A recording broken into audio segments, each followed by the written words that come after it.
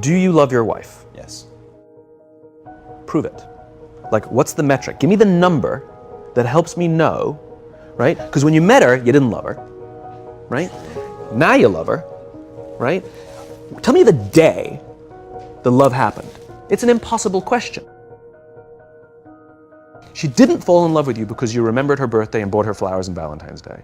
She fell in love with you because when you woke up in the morning, you said good morning to her before you checked your phone. She fell in love with you because when you went to the fridge to get yourself a drink, you got her one without even asking. She fell in love with you because when you had an amazing day at work and she came home and she had a terrible day at work, you didn't say, yeah, but let me tell you about my day. You sat and listened to her awful day and you didn't say a thing about your amazing day. This is why she fell in love with you. I can't tell you exactly what day, and it was no particular thing you did. It was the accumulation of all of those little things that she woke up one day and as if she pressed a button, she goes, I love him, right? Leadership is exactly the same. There's no event. There's no thing I can tell you you have to do that your people will trust you. It just doesn't work that way. It's an accumulation of lots and lots of little things that anyone by themselves is innocuous and useless. Literally, pointless by themselves. People will look at little things that are good leadership practices and say, that won't work, and you're absolutely right. But if you do it consistently, and you do it in combination with lots of other little things, like saying good morning to someone, that looking them in the eye.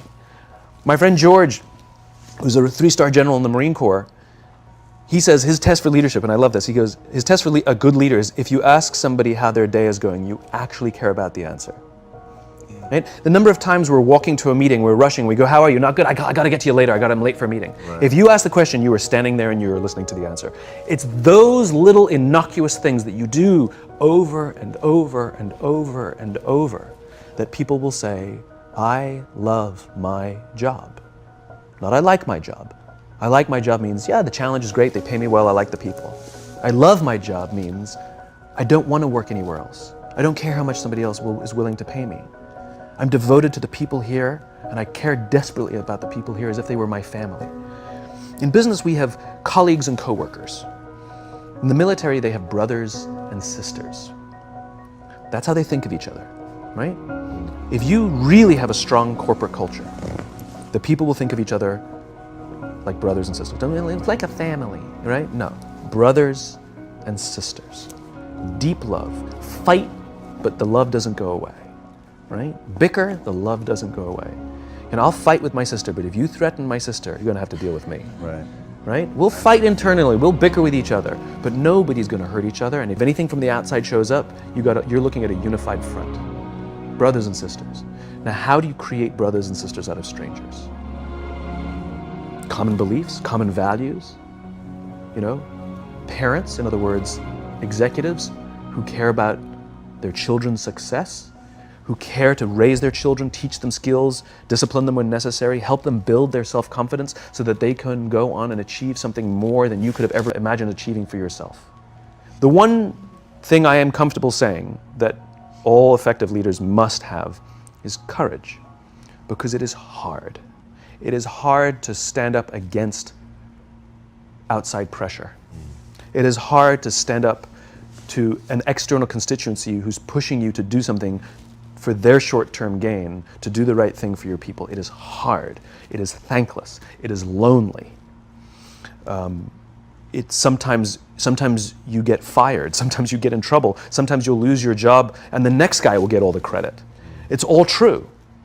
And the courage to do the right thing in the face of overwhelming pressure, only the best leaders have that courage. Only the best leaders. And here's the folly. Courage is not some deep internal fortitude. You don't dig down deep and find the courage, right? It just doesn't exist. Courage is external. Our courage comes from the support we feel from others. In other words, when you feel that someone has your back, when you know that the day that you admit you can't do it, someone will be there and say, I got you.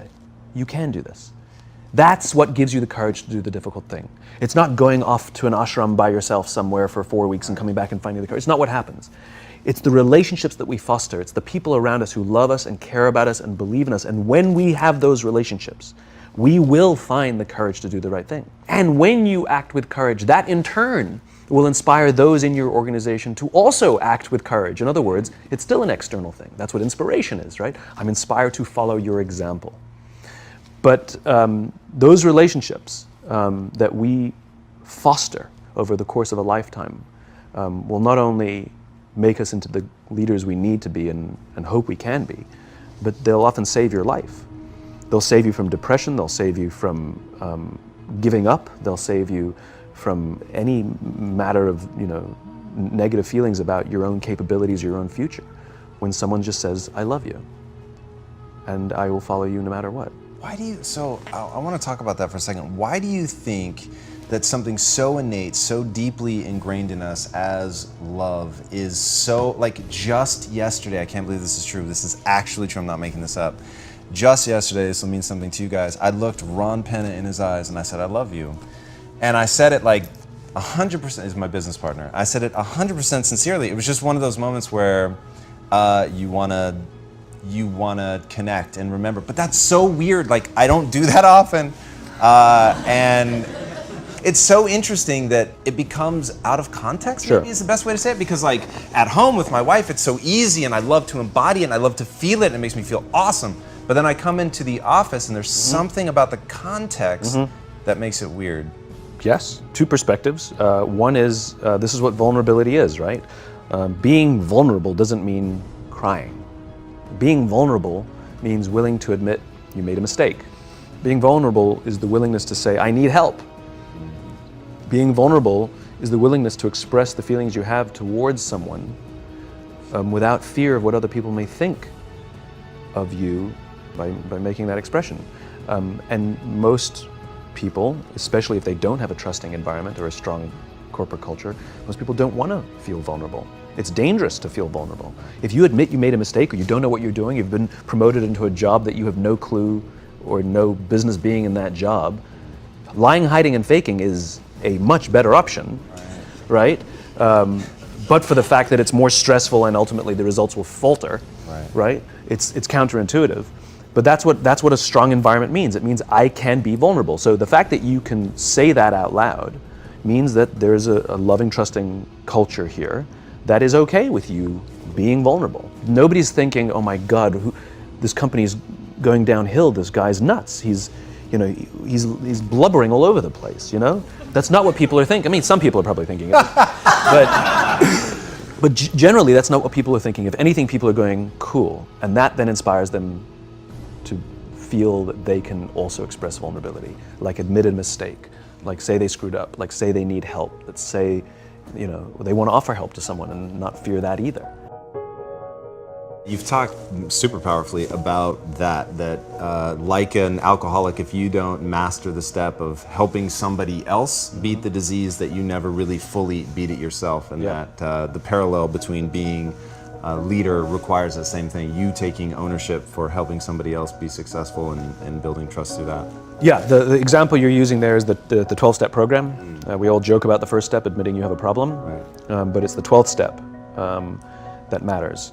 If an alcoholic masters all 11 steps and not the 12th, it's highly likely they'll drink again. If they master the 12th step, they're much more likely to overcome the disease. The 12th step is the commitment to help another alcoholic. It's service. And this really is the most powerful thing in the world, which is, it's not about us, it's about others. There's an entire section in the bookshop called self-help. There's no section in the bookshop called help others, right? And it's not about how can I lose 10 pounds? How can I find the job that I love? How can I find the love of my life? No. It's not how can I lose 10 pounds, it's how can I help somebody I care about live a healthy lifestyle. It's not how can I find the job that I love, it's how can I help somebody I care about find a lifetime of joy in their work. It's not how can I find true love, it's how can I help my friends settle down and live the life they want to live. And ironically, if we set out to help people solve the problems that we struggle with ourselves, that in turn is what teaches us the solutions. Yeah, that's incredible. And the thing that really is so this is so important to me is the human desire for connection is so strong, and we sort of check that at the door. when you come into an office, and yet you're giving so much of your time to the office that you've said that, you know, loving your job is a right. It's not a nice to have. Not a privilege. Yeah, I believe that. I believe loving your work is a right and not a privilege. I despise the fact, I lament the fact, I curse the fact that so few people get to say, I love my job, as if they've won some lottery. You know, you go out with your friends and somebody says, I love my job, and everybody goes, oh my God, you're so lucky, right? That to me is madness.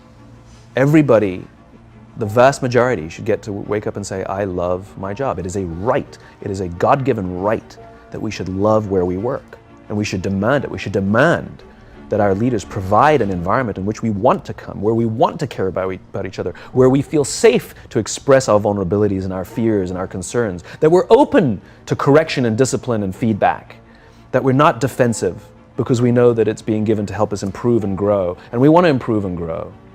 And in turn, we will help others improve and grow. Because when we feel safe, when we feel that our leaders care more about us than a number, they care more about our lives and our confidence and our joy and our skill set more than some short-term gain, that they care more about our priorities than the priorities of some disinterested external constituency, then we will respond in kind, and we will offer our blood and our sweat and our tears, and we will make sacrifices of all kinds to see that our leader's vision is advanced and that this company continues to thrive, not for them, for ourselves. It becomes deeply personal. It becomes something we love contributing to. I talk about it all the time. Working hard for something we don't care about is called stress. Working hard for something we love is called passion. And I'm tired of listening to CEOs saying, we only hire passionate people. You don't even know what that means. How do you know that they're passionate for interviewing and not passionate for working? You know, every person on the planet has passion, right? We just don't all have passion for the same things. Give me something to believe in. Give me something to believe in. Give me the opportunity to contribute to something. Allow me to make mistakes and try again. And you'll have passion up the wazoo. But Noah only has passion in one of his jobs. He has stress in the other one of his jobs. Same guy, different leadership.